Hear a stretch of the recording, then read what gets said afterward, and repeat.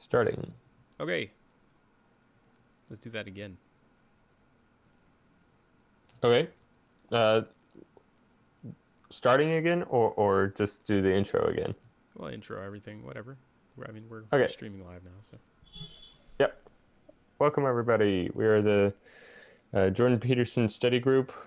We regularly meet up online and discuss his lectures and his conversations that he has and different things that we're working through. Today we're going to be going over a section of his Q&A with the Oxford Q&A that's online, where he discusses the source of meaning. I think probably one of the most prominent or most important parts from that conversation that he's had. I thought, at least. I'm John. We're here with Tyler and Sumit also. Hello. Hi. And we're trying to get everything to stream properly. So I'm in the room video, but it hasn't loaded exactly yet. So I might have to rejoin it. The sync video? Yeah. Yeah, I'll do that. Try it.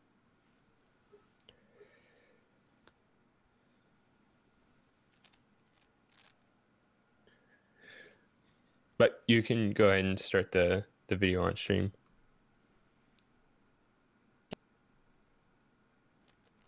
And with God, but if there is no God, then it seems that humans would have to kind of artificially impose meaning on the world, in which case all of the meaning that we reap from the world is already given to it by us, and there's no net meaning in the world or something like that. So I'm wondering what you would say about where meaning comes from. Well, that's a really good question. Okay, so that is the question at hand. Where does meaning come from? And we're going to be listening to Jordan Peterson's explanation and then commentating on it. So. I mean, so when Nietzsche announced the death of God, which was something he announced actually in sorrow and trembling, I would say, rather than triumphantly, which is often how that's read, because people actually don't read Nietzsche. They just read one half of a quote from Nietzsche. His prognostication was that we would have to become creators of our own values. And then it wasn't long after that that he died. And so what that meant was that any further investigations into that idea by him came to an end. Now, not much later, Freud came along. And Freud demonstrated quite clearly, even though he doesn't get nearly as much credit for this as he should, that there was no evidence whatsoever that people were masters of their own houses, and that we were the playthings of the gods, in the Greek sense, that we were driven perceptually and behaviorally, emotionally, motivationally, by forces that weren't exactly under our voluntary control, autonomous internal forces. Now, and you could think about those as where the gods went when they depopulated the cosmos. Playing again. And that was Jung's notion, right? And Jung was a very astute... You'll have to pause it. Okay.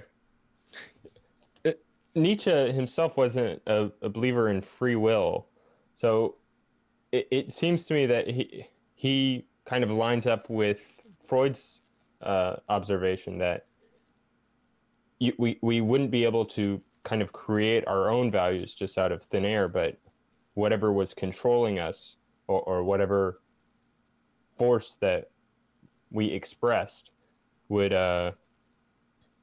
be whatever value that we would have to hold. And he thought of that as the Übermensch, which is kind of the ever-building thing.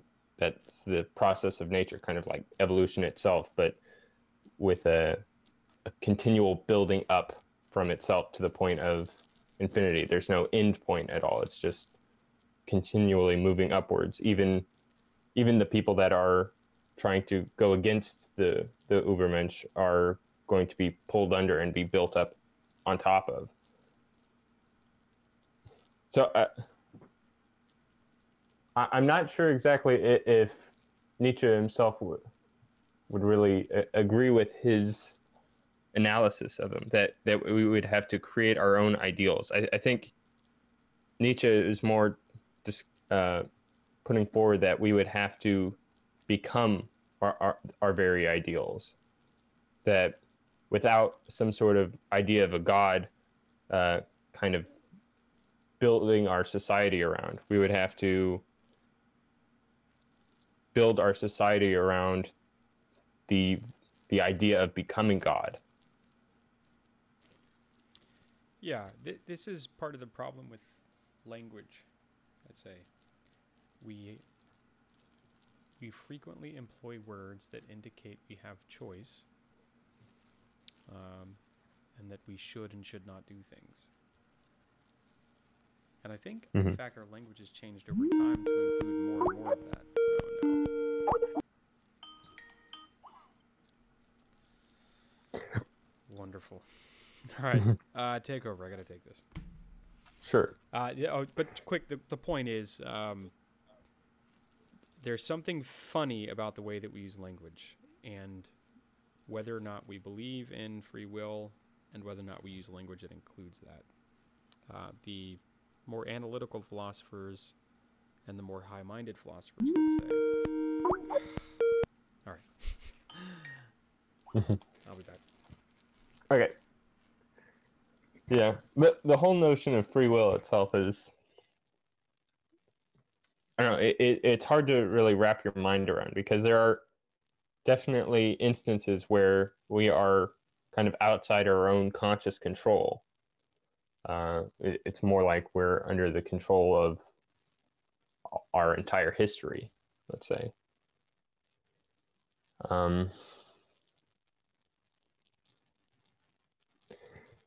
Yeah, you've been reading the bits of Beyond Good and Evil, right, Sumit? Sumit? No. I haven't gotten far after I started. I haven't gotten far after I started reading the Gita stuff, and there was some personal stuff going on. Yeah, Yes, I have now gotten I'm beyond reading the last update I gave you. Okay, cool. Yeah, he has this point that the philosophers are like putting forth a morality that fits with their own prejudice. I think is the certain type of phrasing that he uses, that as if the entire world kind of revolves around their perspective that they've kind of gained through their life and through their history and what their viewpoint of the world. And then they assume they kind of project their own understanding of the universe out as if that is the correct understanding of the universe or of life in general.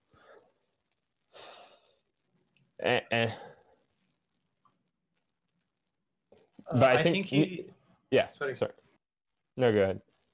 The way I understood it was even deeper than that. Like he was saying, these philosophers are trying to preserve a certain kind of life, and they know these things by instinct. But then they pretend as if they have arrived at it by some kind of intellectual exercise. So he was finding out how people are being dishonest. Yeah, that seems to be Nietzsche's kind of grand point, is everything is built from the bottom up. There's no Platonic realm of ideas and truth that we're capable of like tapping into and actually understanding reality as it actually is. All we were kind of stuck with is this lower level of kind of the animal man that has been able to trick himself into thinking that he actually understands reality, when in fact he's just projecting his own life that he's currently had, or his own instincts, as if he got to them rationally. And yeah, it kind of maps well onto like David Hume and Jonathan Haidt's work with morality based upon intuitions and kind of like our instincts. And then after we have those intuitions, we develop our reasoning for why we think this is the case. And in the case of more religious people, we say that we feel these things because this is the goodness of God, kind of like the Platonic goodness, that we're able to understand what is good because it's coming from above. And so there's these points where heaven and earth kind of touch, and we can gravitate towards that element of goodness from up above. Whereas for Nietzsche, there is no good and evil. There is just kind of that which propagates life and that which propagates death, essentially, or the nihilism of anti-life, just to avoid it. And he saw Christianity as very much anti-life, just because of its kind of desire for the next world. Same for like Socrates and Plato, of wanting to step out of the world that we reside in and look to something that is imaginary. But he also includes people like the rationalists that think that they can understand the laws of nature and the universe and bend it towards their will, when they are in fact the ones that are being built, or not built, that are being willed by the universe itself through history and through evolution and our life experiences. All right. Yeah. Dang it, every time I push play, it maybe I need to go into full screen. No, it doesn't work. Can you push play on it?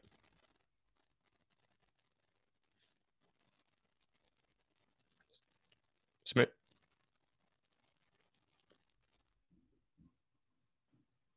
Okay, so I press play, then it's waiting for Tyler to deeply folks, the owner. He's waiting for the owner to start it. Okay, so you can't start it either. So I don't think we all have equal degree of control. Yeah. Mm-hmm. Okay, so in the mid. We got a couple people in the chat, actually. Somebody said Sam Harris, ? And then somebody else said hello. So we're saying hello to Candor Convos and also to Pat Hectic. This is kind of cool. What was that? That would be the YouTube chat. Yeah, the YouTube chat. All right, so I wanted to read the God is dead quote, just so that we have a better understanding of it as he's going into that. God is dead. God remains dead, and we have killed him. How shall we comfort ourselves, the murderers of all murderers? What was holiest and mightiest of all that the world has yet owned has bled to death under our knives. Who will wipe this blood off us? What water is there for us to clean ourselves? What festivals of atonement, what sacred games shall we have to invent? Is not the greatness of this deed too great for us? Must we ourselves not become gods simply to appear worthy of it? I think that's from The Gay Science.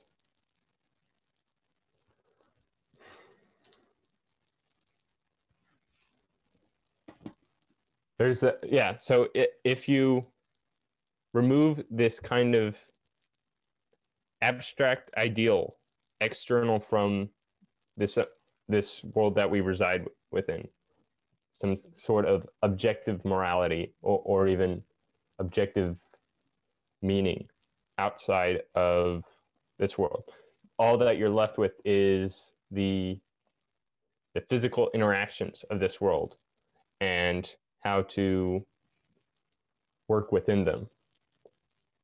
So that's where he comes in. There is no good and evil. There are only that which is successful in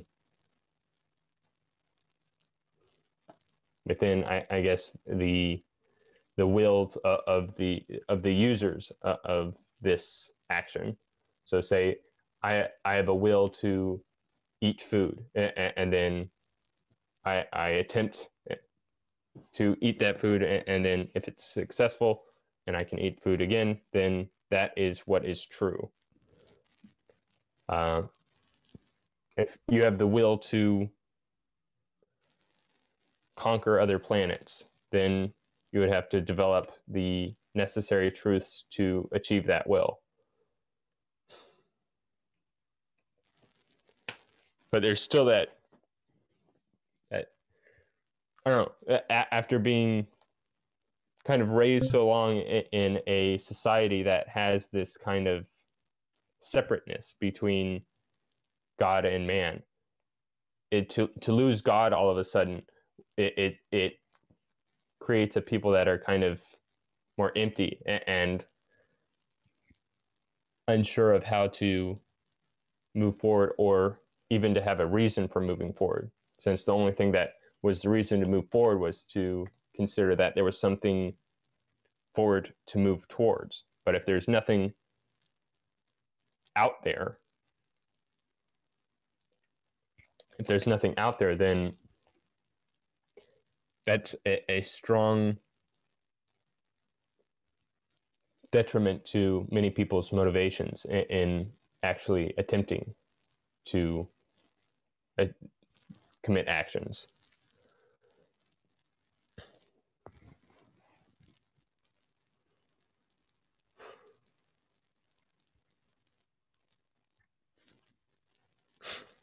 Well, as neither, well, actually, maybe. Okay, I can actually probably join the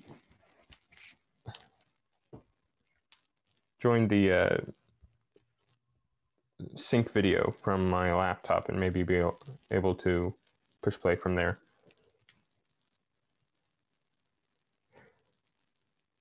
What was that comment in the chat, Sumit?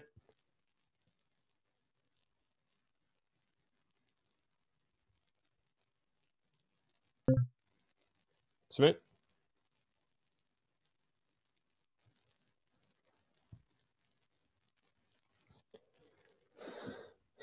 Okay, must have lost him, or either I've...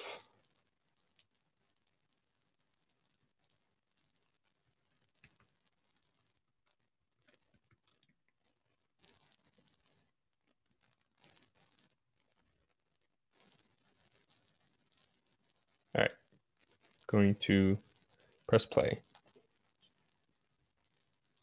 Oh, it must be only for the hosts of the video. So we'll just have to be here a little bit. I guess go over the chat. It seems that Peterson engages in the same type of woo-woo that he criticizes the postmodernists when it comes to his religious belief. That's actually a point that is brought up to him in the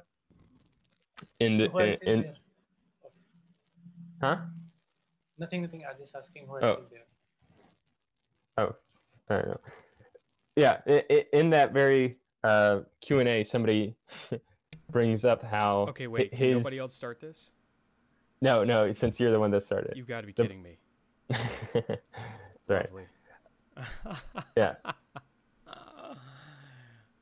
They bring up how his definition of truth is somewhat postmodern.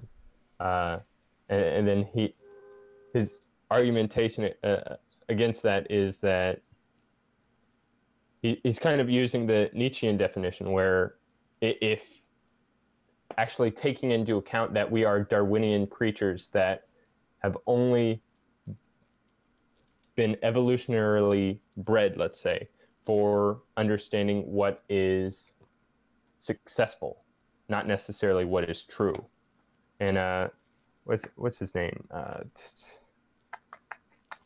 There's this perceptual scientist that is kind of making that case as well, that our sense of reality is evolved over time, but it is not an accurate representation of whatever reality actually is. It's only a representation that we use as a thumbnail for what reality actually is.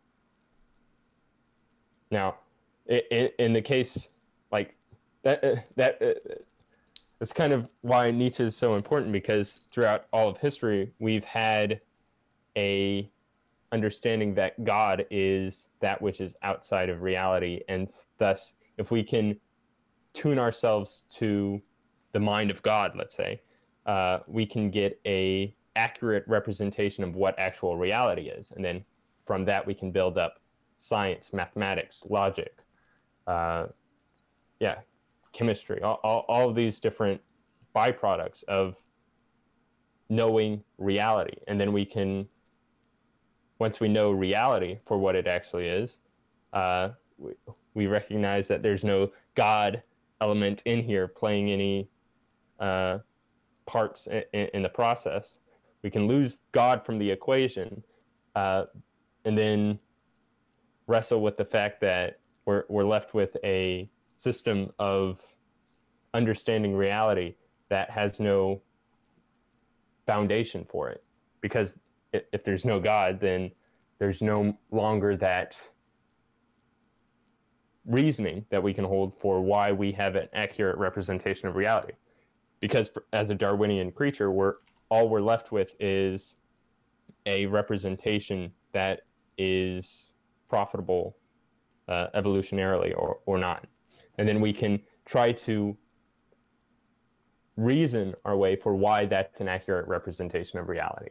But our very reason itself is part of that Darwinian process. So we have no reason to believe that our Darwinian instinct is going to lead us to the accurate representation of whatever reality actually is. So we're left with this postmodern definition of truth as that which is only true enough to be successful or useful.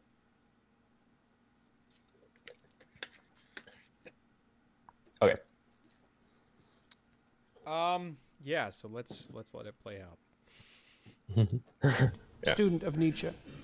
He gave a seminar on the first half of Nietzsche's Thus Spake Zarathustra that's 1,600 pages long. And so that's and it's actually quite a dense read as well. So it's not 1,600 pages written in crayon, you know. So, and Jung's sense was that Nietzsche's prognostication had to be wrong because human beings cannot create their own values. We actually don't have that capacity. We might be able to participate in the creation of those values, but we have to come to terms with our own nature while we're doing so. And I think the biological evidence for that is, it's absolutely overwhelming. If Can you pause it? If you don't believe that, then what that... Yeah. Yeah. So that's the criticism by Nietzsche of Christianity, that the church had kind of figured out a way to disregard man's lower nature and to try to, kind of like Plato, trying to be the superego at all times, and to kind of rid yourself of the animal side of ourselves. And with Jung, he's going into how you need to integrate with the shadow, which is that darker form of yourself that you can, if you were to ignore it, you're leaving yourself kind of vulnerable.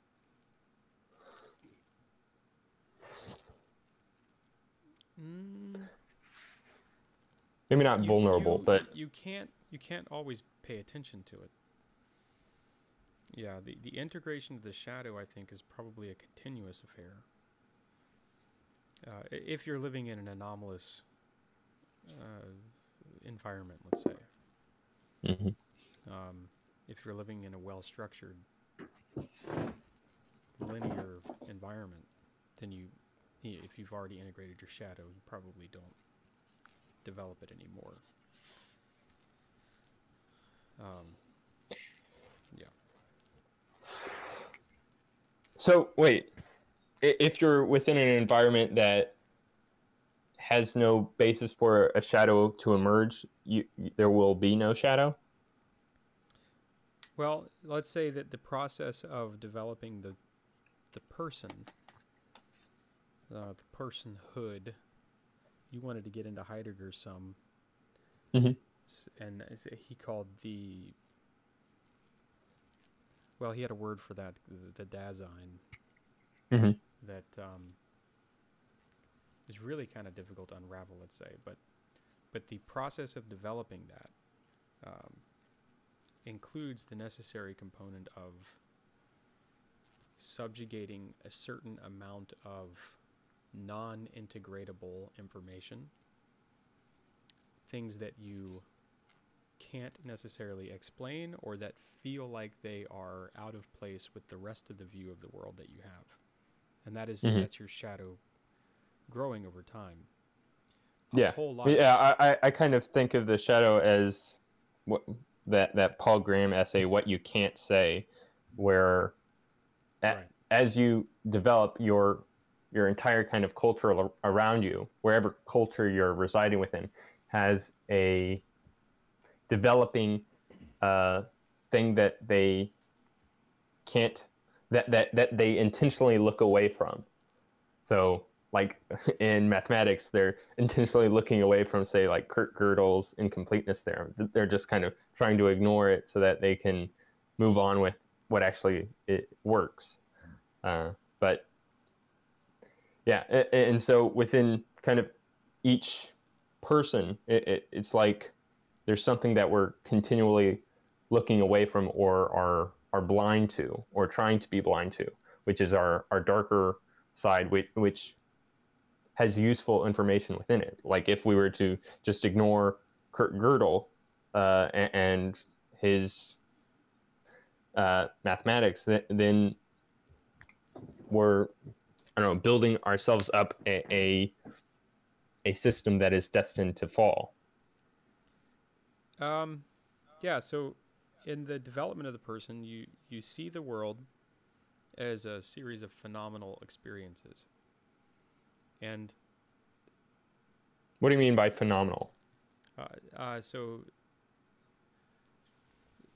it is the representation of something that is occurring via your sense data. Gotcha. You don't quite know what the background thing is occurring, let's say, but you integrate it in certain ways that have to do with, so if you go to Heidegger, it's like tool use, right? So how you can use the environment to accomplish your goals versus something that has nothing to do with tool use. And this gives you a useful kind of, so if you encounter a phenomenon that you have no ability to use, and especially if it seems counterproductive to your use, this is something that can get pushed back and down, and that potentially becomes a part of this shadow that you're developing.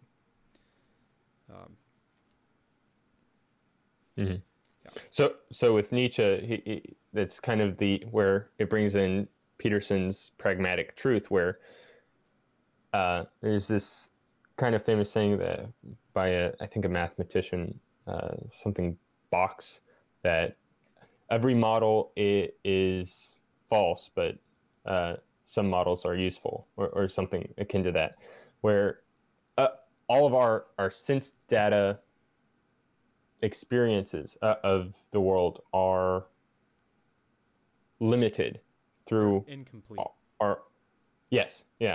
through our own ability to perceive. It's just definitely limited, and so we're building up a small piece of reality that only we're able to recognize. And I think this kind of brings in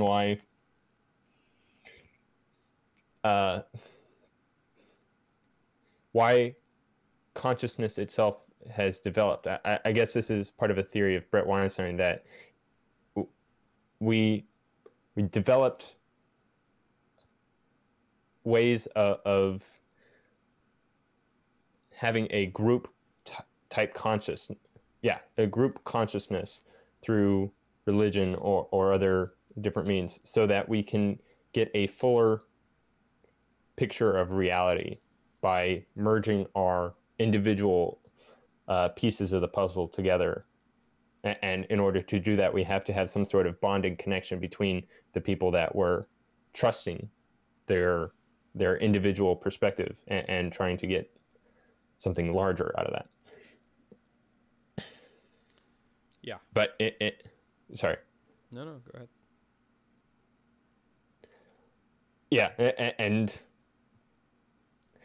that severely undercuts reasoning, that to think that like any one man, such as like Plato or Socrates, they can just go into a cave and get a firm grasp of reality just by pondering it and thinking on it properly. They can understand what is right and wrong from their own individual perspective. But that only works if you have somebody like a philosopher king in charge, where the entire kingdom is structured around what he thinks is right and wrong, and everybody below him has to kind of just appeal to his authority and follow along with it, even if they disagree. Yeah. So the way that we seem to derive meaning from things is that every phenomenon gets categorized as an anomaly or as a useful tool, and that the tool can be approached from different directions. Right? It can be something you hold in your hand, or it can be some tool that you use to logically analyze some situation. All different ways to think of it, but the network of influences that are involved in something like deciding what to do with the world around you are vast and distributed and very difficult to unravel. If you think about any particular action, like going to get a drink of water, right? You need to involve the path between you and the sink. You need to involve a glass or some other container that can hold the water. There is the piping involved in bringing the water there. All of this stuff is kind of a network of tools that contribute to the goal of drinking water. And you can, at any point, someone can come along and say, this is how you get a drink of water. It takes these particular steps, and this is the meaning behind it. But you can, the postmodernist recognition is that you can subvert that at any given time with something else, with some other interpretation or some other method. Right there, you can go and get water out of a well, or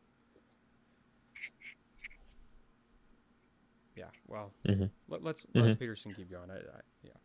So yeah, it could be that the postmodernist filter for how they see truth and reality is just as fictional as, say, the rationalist idea of understanding the Platonic forms or the physical laws of nature and all of the interactions that occur within it.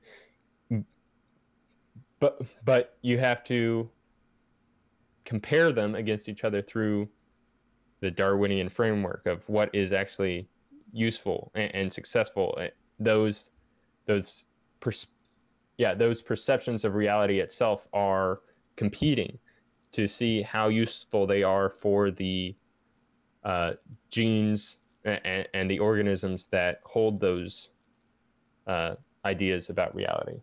Donald Hoffman, that was the guy I was thinking of earlier, that he's kind of reaching that same point, that we're not evolved to understand reality as it actually is, only in what is useful for ourselves. And then you kind of prognosticate about what reality actually is, like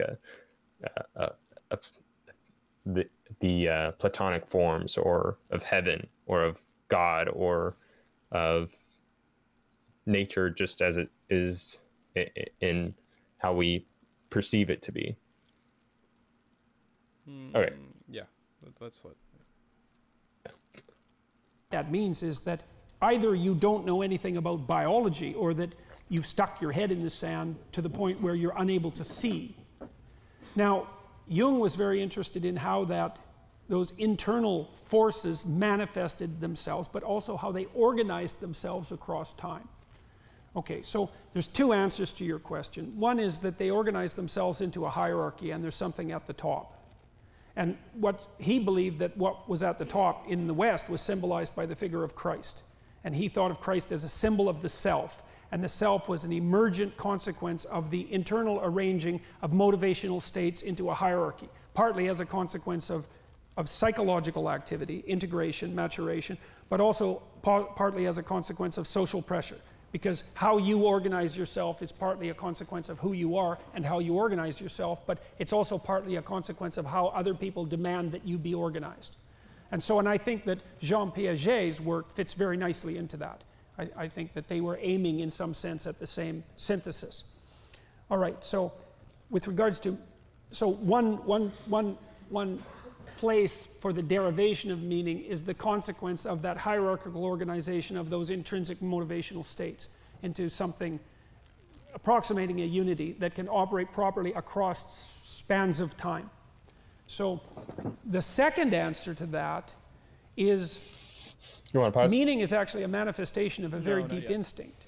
Let him go. Okay. And it's an elaboration of something the Russian neuropsychologists, that's another answer to the question about the Russians. I was a devotee of the Russian neuropsychologists, Alexander Luria and his students, Sokolov and Vinogradova, who were arguably the three greatest neuropsychologists of the last half of the 20th century. And Vinogradova and Sokolov discovered the orienting reflex, which was probably the biggest discovery in psychophysiology in the last 50 years of the 20th century. It's an unbelievably important discovery. And the orienting reflex is the reflex that orients you towards what you don't understand. It's the reflex that orients you towards anomaly. And what that means is that you have a structure built into you to help you make sense of what you don't understand. It's an actual instinct. Now, when the orienting reflex grips you, that's when you're surprised by something or startled by something. That's the lowest level manifestation of the orienting reflex. And it's actually part of the mechanisms that defend you against predators. But that orienting reflex is, and that's very low level nervous system response. Very, very quick, very reflexive, requires very little cognitive processing, fast enough to have you jump out of the way of a striking snake. So extraordinarily quick and dirty. But like many important evolutionary adaptations, it's echoed at multiple levels of the nervous system. And so the orienting reflex is actually very complex as it unfolds across time. And so if something startles you, you might spend a year thinking about it, depending on how startled you were. And that entire year-long process of thinking is actually an extended manifestation of the orienting reflex. And that's a deep source of meaning. Okay. Deep source of meaning. Or shallow, depending on how long it takes you to integrate it. So, all things according to beings, let's say, things that have subjective experience, phenomenological experience, have to be integrated in either a cooperative or a competitive sense. And this is the predator-prey relationship that he's talking about, let's say. You have to understand whether or not you are about to consume a resource, and the resource can be anything from food that you ingest or a new piece of information that you encounter that will be useful to you, right, to accomplish the goal of something as simple as survival or as complicated as mathematics, right, which Heidegger would say is part of a long chain of, that you can still integrate into something like survival for the sake of, let's say, surviving. Or you have to understand whether or not it's going to be competitive with those interests.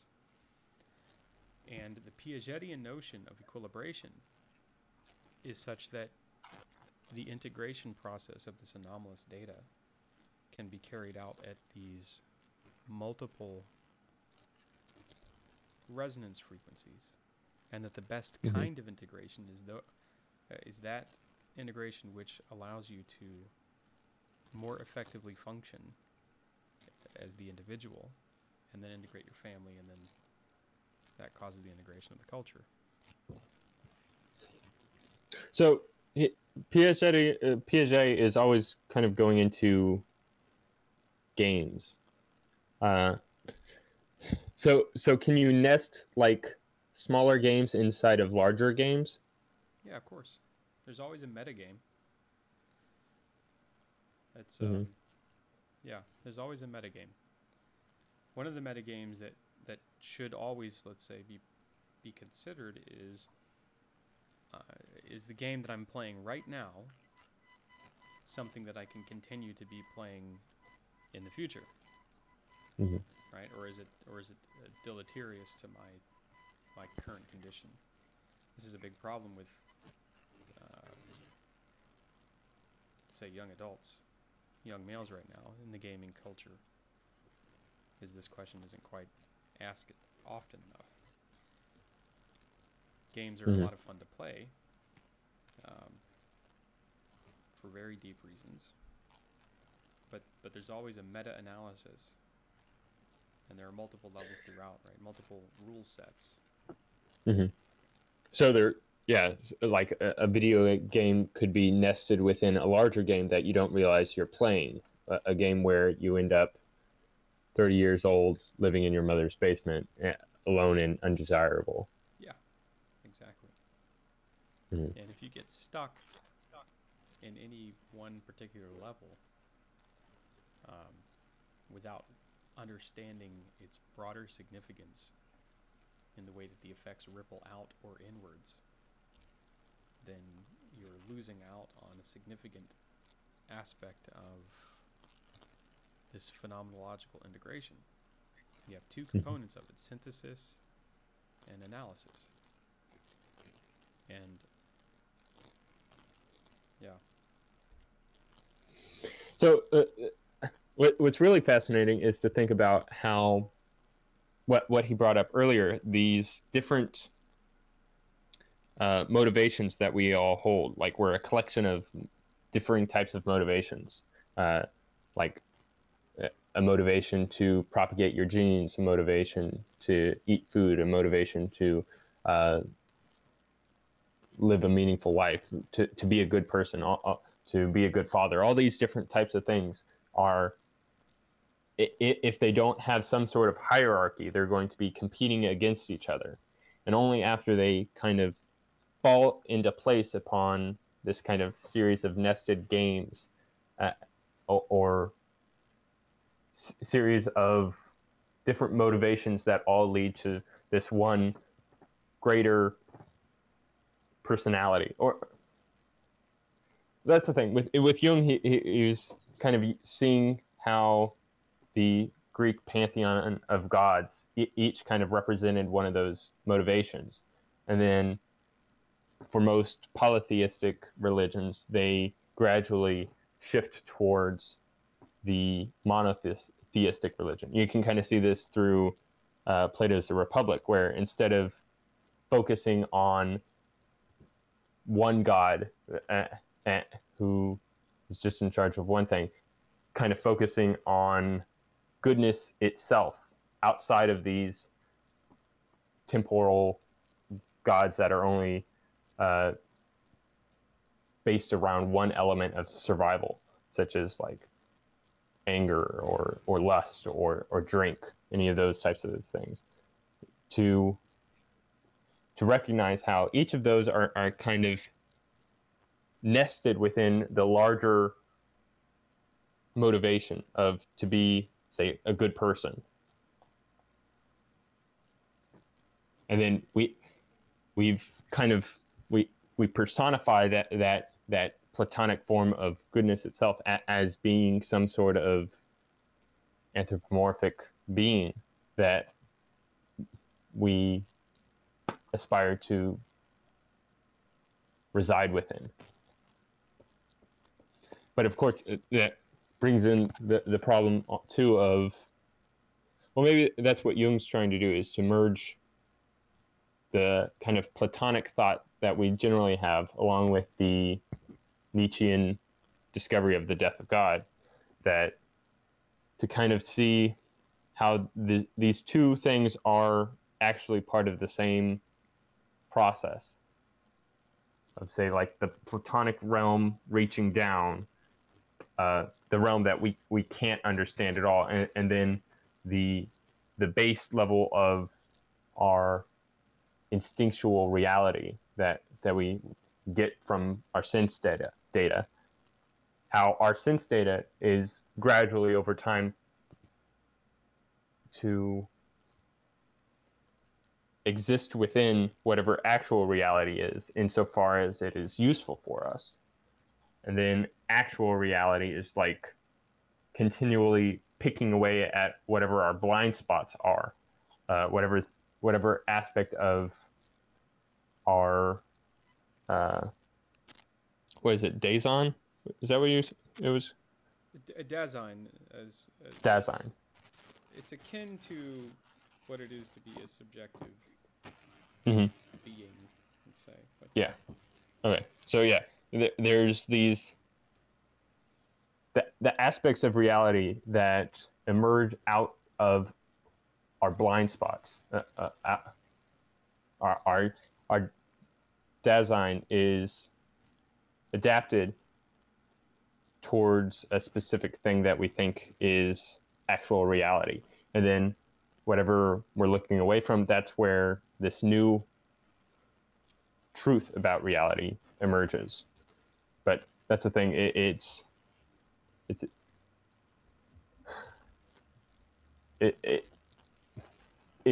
I'm unsure if we'd ever be able to fully encapsulate all of reality within our Dasein nature. Yeah, well, it's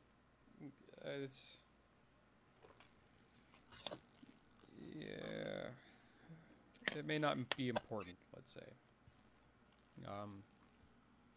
So Heidegger points out that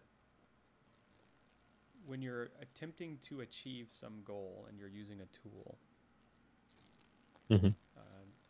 You don't pay attention to the tool unless something goes wrong.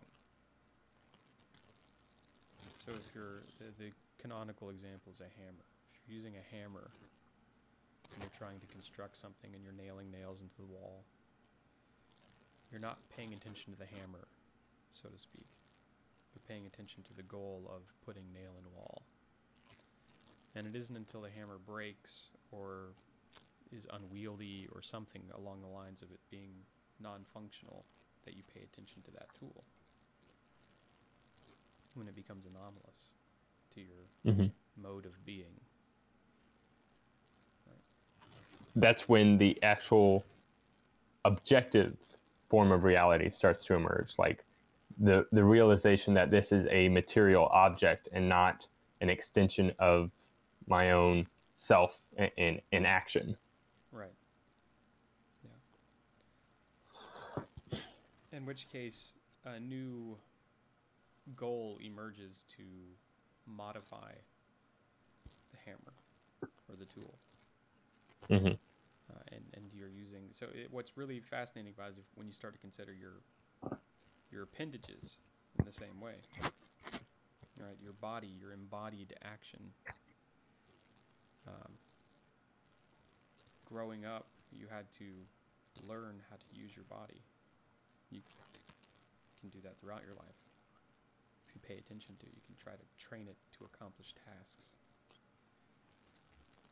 And so there's something really fascinating about being embodied, in fact. And that there may not be a way to be a being without a body.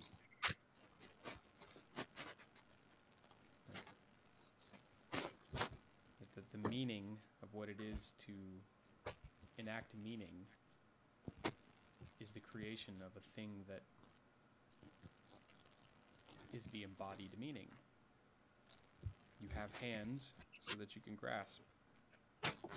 Mm-hmm. Right? And So to use your hands in a way in which they are grasping things or using tools, that's you're using hands for their in line with their meaning of the hands. But if you were using hands to, say, chop up or chop your fingers off or something like that, that's acting against the purpose of the hands, the meaning behind those hands.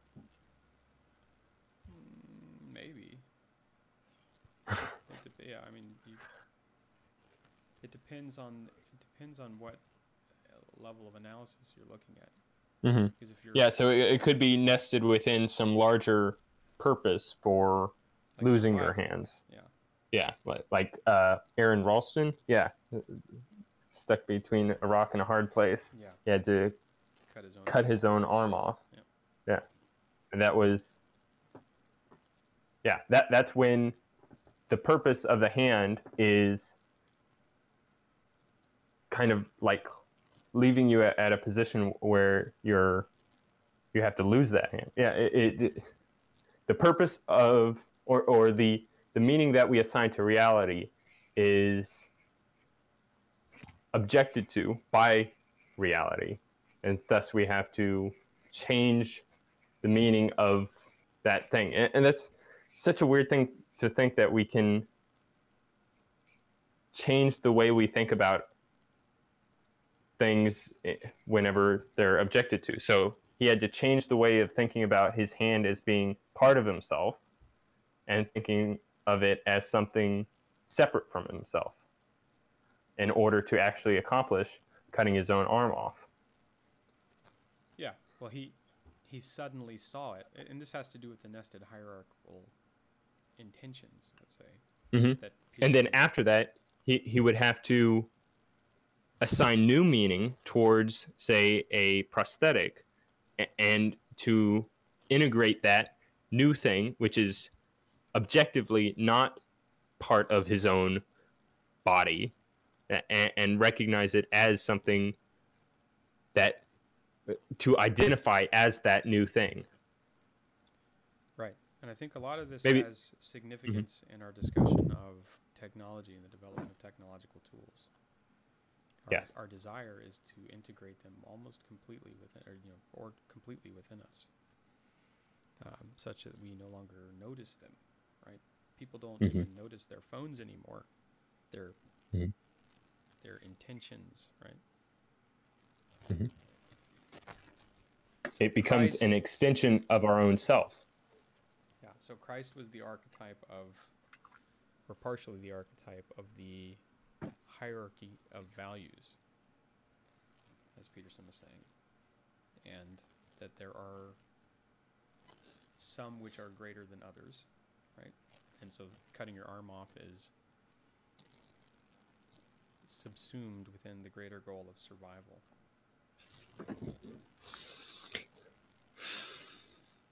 So that's where it gets confusing, because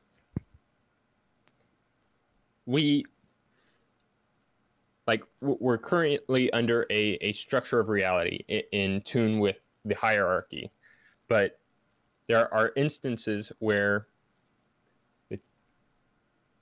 the stumbling stone of which a stumbling stone comes up and destroys that hierarchy, and we have to realign everything. So in the case of Aaron Ralston, his hand was part of himself. That was its meaning. It was subordinate to himself, kind of.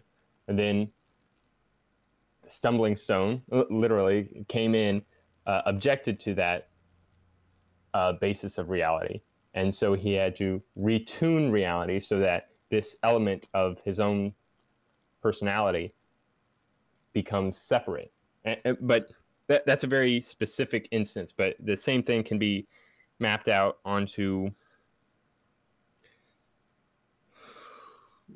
just our collectively held understanding of reality. Say we understand the entire world exists with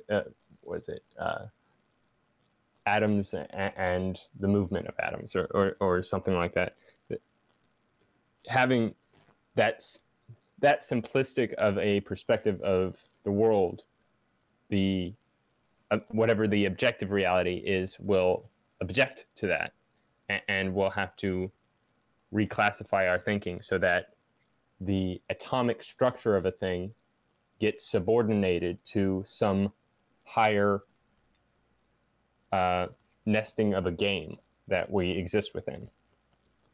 And it's really fascinating to think that, well, I feel like I have a better understanding now of Peterson's conception of God, which I guess he kind of goes into with his discussion on with Sam Harris recently, that God is kind of this abstraction between all of these differing motivations behind all of our actions that have no material basis exactly, because you can't have, there's no material thing to align with value. So like we have a value of life, and we can recognize that value in material objects, but we can't like pinpoint out, okay, this is the value that we hold. Can only recognize that we hold such a value based upon our actions and how we respond to things that object to us. Where was I going? Oh yeah, so we have all these differing values that aid us in our survival, but in kind of the same way as the polytheistic religions, where each value is assigned to a specific god. And so you'll have people that gravitate more towards the Dionysian god, and others towards the Apollo as god. Yeah. And then that creates kind of a structural divide between these two within society. So basically anything goes, and then that creates a distrust of society to the point where since anything goes, you can't trust your neighbor not to kill you and steal your money or things like that. So that's where religion, as brought up by Jonathan Haidt in The Righteous Mind, is that unitary abstraction that we all hold as being the prime value under which all other values are subordinate. So the value to eat is subordinate to the value of goodness itself, because it's good to eat when you're hungry. It's bad to eat if you need to lose some weight, or if it's unhealthy to you, and it's harming you in your process, in your metagame of being a good person. So if you die at age 49, that's not you being a very good person. So you have to curate your eating so that you're not eating too much. That's just one instance of the nested games of values. Yeah. So if you go back and look at the pantheon or any polytheistic attempt at understanding the world, especially in the Greek pantheon, you see a struggle between the intentions between the gods for supremacy. And then, like in the Iliad or the Odyssey, those gods use people as their playthings to fight it. Like the god of Ares is fighting against the god of Zeus, and then those people are enacting those fights between the gods. Yeah, and depending on the intentions of the desired outcome, that was the god that was evoked. But as time went on, the unitary motion, let's say, towards unity has to do with cooperation. It has to do with the subsuming of these different intentions and desires, because you're competing for resources constantly. And you can make an analysis about how functional it is to always be at war, let's say, and allow Mars be your unitary god, or bringing in something like Athena, and wisdom, and what would those two united become? So what's really fascinating about it is you can't go below one.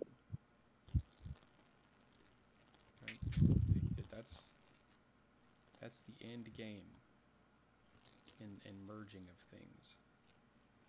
You can't go below one. And so the development of the ego, development of the self, is... Well, you could go below one, but that leads to nihilism, right? What do you mean? How would you go below one? Zero. So no God, no motivating factor, no reason to continue short, miserable lives. There is nothing. Yeah. Yeah. So we can't really conceive of nothing, let's say. So in the space of all intention, you can't go below one. Gotcha. Yeah. So it's like an inevitable outcome. You either have non-cooperative disunity or cooperative unity that ends at one. Mm-hmm. And what's really strange about that is to develop the ego and the self in the individual, but then to cooperate with other individuals, you have to lose your ego, so to speak. Mm-hmm. Some portion of it, if not all of it. In which case you become a component of a larger unity, the unity of the community. So that's what's usually labeled as the Holy Spirit within, say, like religious practices, or at least Christian religious practices. There's many different religious practices that are attempting to dissolve the ego in some sort of manner. Yeah. Well, and then it develops into a larger communal ego, the Christian ego, right? Mm-hmm. And if you keep doing that, if you keep playing that game, let's say, you end up with God, no matter what. God being the unitary phenomenon, or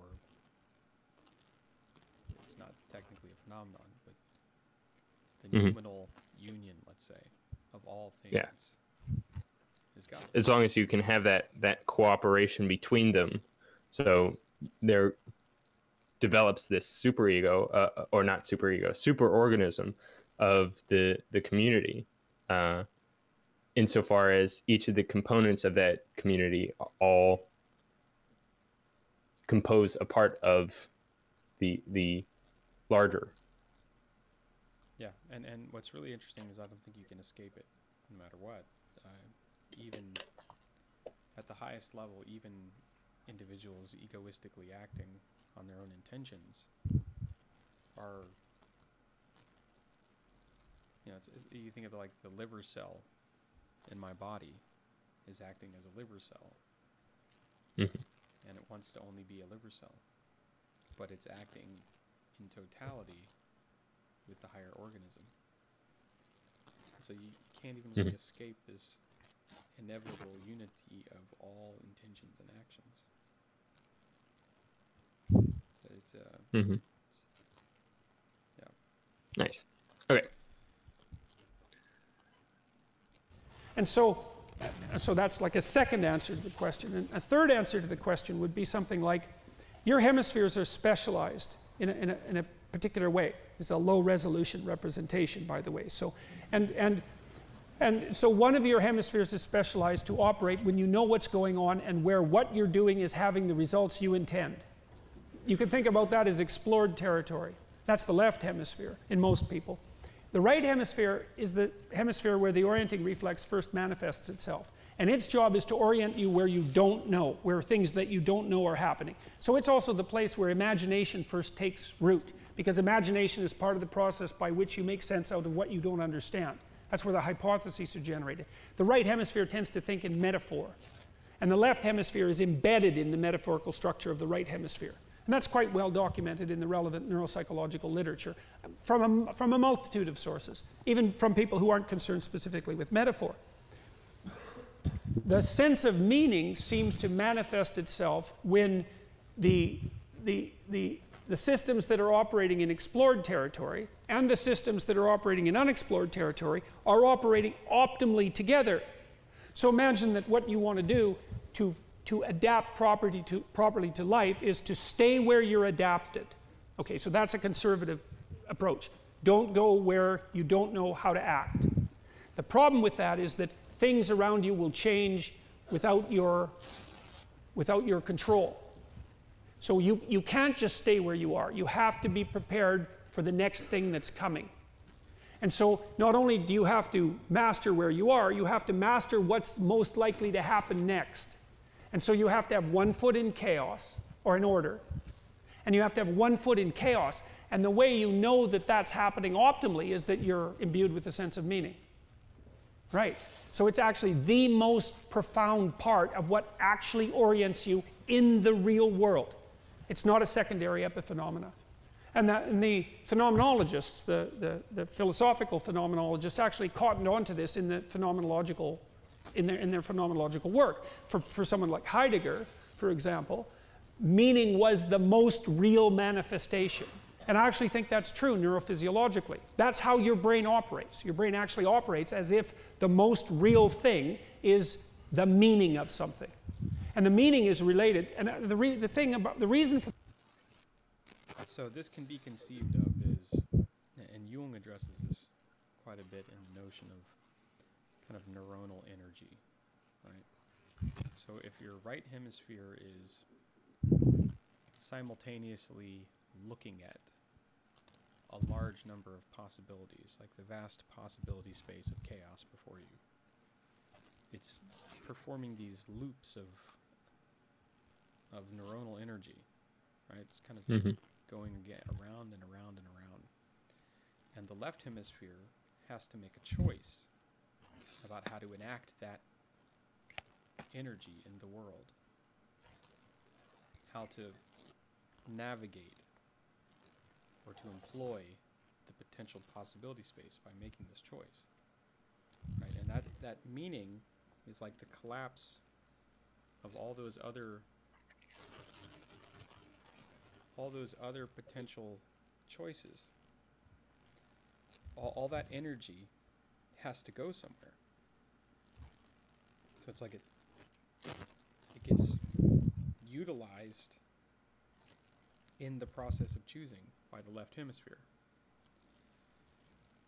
And that balancing of energy, the balancing of the equation of, say, like 10 different choices, and then choosing one, and then having 9 other energy states of choice getting utilized to actually employ that choice in the other hemisphere by the enactment, the embodied enactment of choice, is how meaning is derived. It's like this harmonious reconfiguration. So you can think of that analogous to the collapse of the superposition of a... Well, I would say, and I think Penrose and Hameroff would say, that is precisely what's going on. That there's a collapse of the superposition of states at the quantum level in some phenomenally complicated fashion across all of these neural networks, and that is what constitutes meaning, is the ability to enact a single choice out of all possible choices.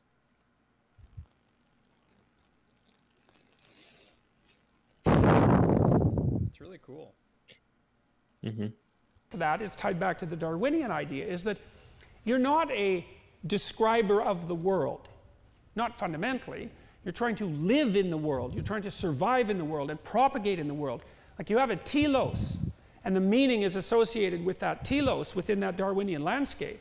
And then you say, well, is it real? It's like, it depends on what you mean by real, right? And you know, people say, well, that's a postmodern answer. It's like, no, it's not. It's not at all. It's because there is a conflict between the materialist view that's laid out in the Newtonian sense and the evolutionary viewpoint that's laid out in the Darwinian sense. And the meaning relates to what's real in the Darwinian sense, not in the Newtonian sense. But that doesn't mean that it's not real.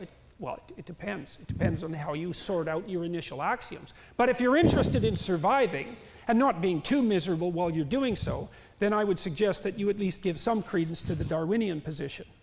So that's meaning.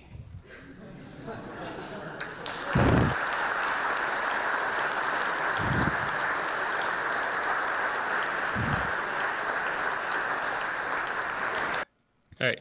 Voila. So, so there are instances where their meaning is only perceptible, or by certain figures. So, if I had like a daughter, such as say Sam Harris, when he looks into the eyes of his daughter, that provides his world with meaning, and if you were to look from some other perspective, that would be that daughter would be of much less meaning to somebody unrelated to Sam Harris, or even just seeing a picture of that person. So it is. Well, even to Sam Harris, I mean, you can change just minor details about any given situation, and the meaning changes dramatically. I mean, what if this daughter was the carrier of a disease that could wipe out humanity in some weird way? Yeah, there's always a different type of meaning associated with every object we interact with. Yeah, or a potential difference. Peterson's trying to make the point that the perspective of the world necessarily requires us to exist within the framework of what is most meaningful, as opposed to what is composed of parts and objects and energies and states. Right. It's integration. It's integration of all these things into inaction. To enacting in the world. Well, in the case of Dasein, the material form of an object is only required after it is there's some sort of objection. So, in the case of, say, oh gosh. Spacing on it. No, well, the scientific revolution is essentially that. Yeah. Right? So if you're not satisfied with, oh, well, it's God. God did it, and that's how things happen, and that's how they work. You're not satisfied with it. The tool, the explanatory tool that you have, isn't satisfactory. So you probe it, and you discover that you can compartmentalize, and you can fraction, and you can probe ever further. Right. And you get to a point where you can indicate that you think that things are materially composed of objects and only objects, but then you're stuck without a subject. And now that we've looked about as deep as we think we can look, we've discovered how profoundly important the subject is. And all that's bound up in these philosophical explanations for meaning too. So our science has converged. It's come back around.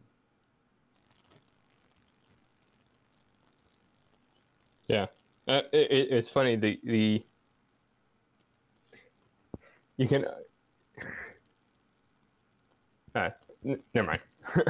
I was just gonna say we tend to have a kind of mechanistic.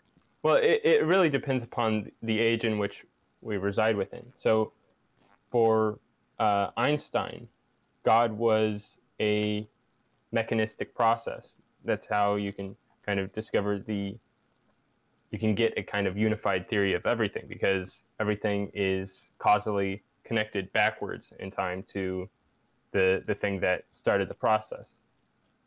He has some sort of saying like, the question of if God exists or not is irrelevant to me. What he wants to know is whether or not he had any choice in the matter. And then through quantum mechanics, where things are no longer directly causally related in a system of law, but more in a system of probability, that kind of blows the hole in the notion of direct causality, or maybe not blows a hole, but it definitely leaves it wounded somehow. Yeah. Yeah. Well, I don't know if it's left it wounded. That's the way it feels, perhaps, if you're attempting to define everything purely materialistically.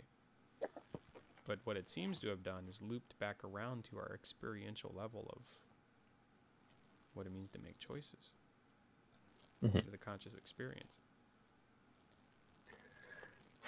Well, for Spinoza and Nietzsche, you could still go down into the underlying basis of reality within quantum fields, causing the wave function to collapse within our own minds, even using Hameroff and Penrose. You could just say that we're not the ones consciously in control of that occurring, but whatever this quantum field of information is, that's the thing causing these collapses to occur and these choice spaces to narrow into one direction. Well, yeah, but you could just as equally say that is us. Mm-hmm. So that's the question then.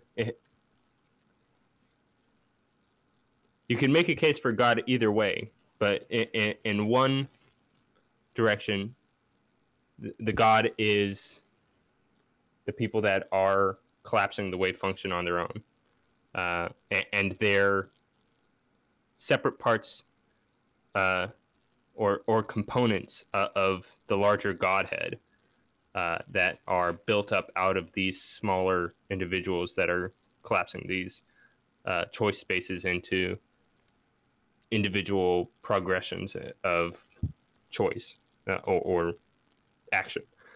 Or there's this Godhead behind the scenes collapsing all these things, to which we humans are mere bit players in the play of existence.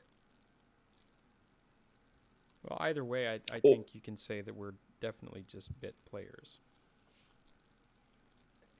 Everything. Say again? Bit. Either way, we're still bit players. Mm-hmm. Yeah.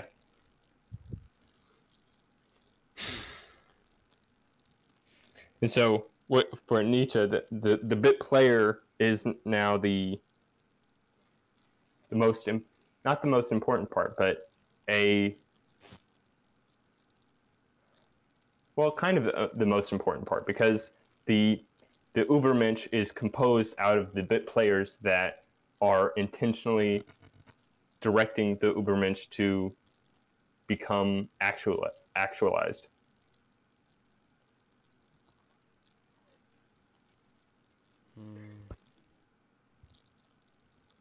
Of course, yeah, for Nietzsche, no free will, so the people were going to be components of the Übermensch, whether they had any choice in the matter or not.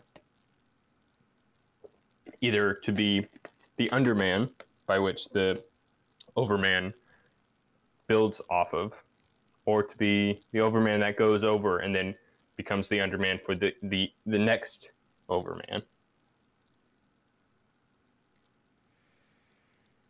Yeah, I cannot conceive nor discuss any world in which choice does not exist as a human being. I can't. You have no choice in the matter? Yeah. you're physically incapable of attempting that, so you have no choice to be able to accomplish that? Yeah, so I also have no choice to fly currently, right? Like I can't step out in the backyard and fly. So the limitation of the choice space doesn't indicate that no choice exists, but yeah, there's certainly a limitation of the way in which one can talk about the world. And I cannot talk about the world in any meaningful way sans choice. I just can't do it. I don't know how. Yeah. Yeah, I mean, through a deterministic lens, there are no degrees of freedom at all. Each element of authoritarian overreach and individual decision on their own. These are each determined exactly within themselves, and thus, yeah, it's hard to make a case for why certain degrees of determinism are better than other degrees of, or it's not even degrees. It's just there. Certain fashions of deterministic progression are better than other fashions when they're both causally determined by outside forces. Even there's some Greek philosopher was talking about a slave stole some money from his own master because he knew he was a determinist. And then when he was being beaten for it, he was like, "But master, I was determined to steal this money." And then the master responds, "Yes, and I was determined to beat you for it." So. Yep. Well, I mean, if I punch myself in the face, is that an external force? If I stand External to what? Like, that's my question. Yeah. If I stand on the edge As of soon a as cliff and I reach around and push myself off, is that any different than choosing to step forward? Like what? I can't. I just can't conceive.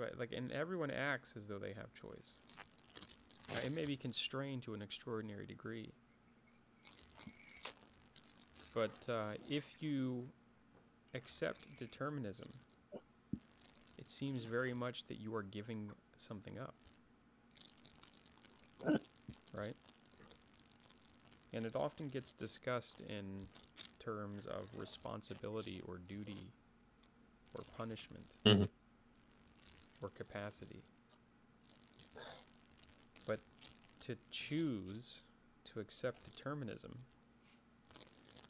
you're giving something up. You're giving some kind of struggle up.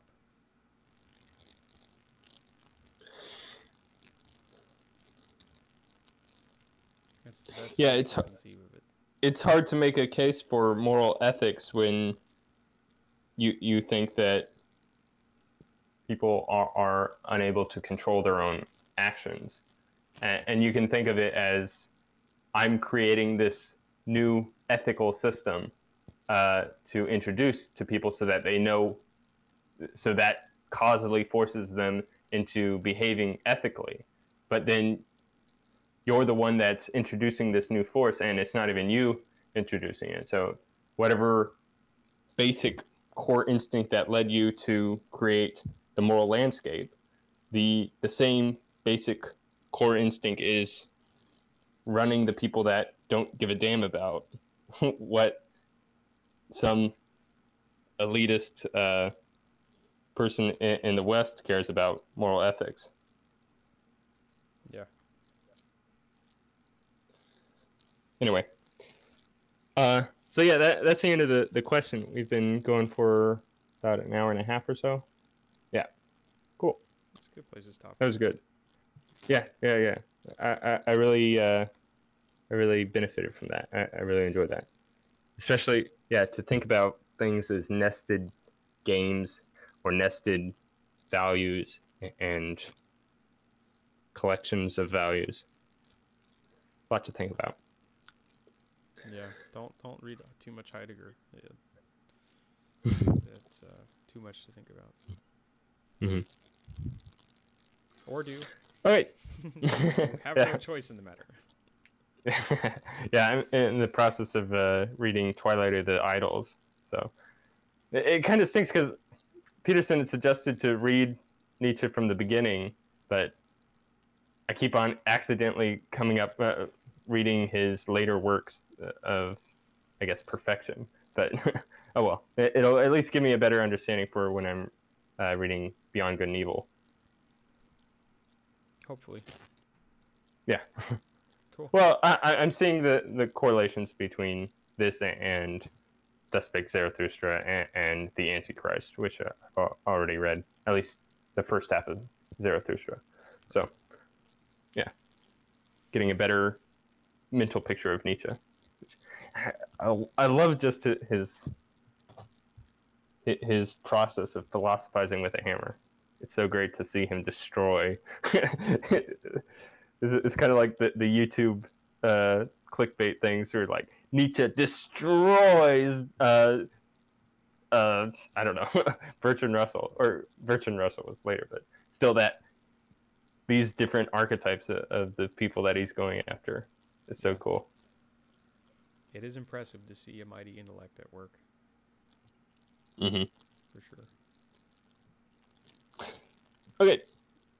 Yeah, thanks for joining us. If you guys would like to participate in the types of discussions that we have during the weekend prior to these recorded sessions, feel free. We're at jordanbpeterson.com community, not com, .community. Yep.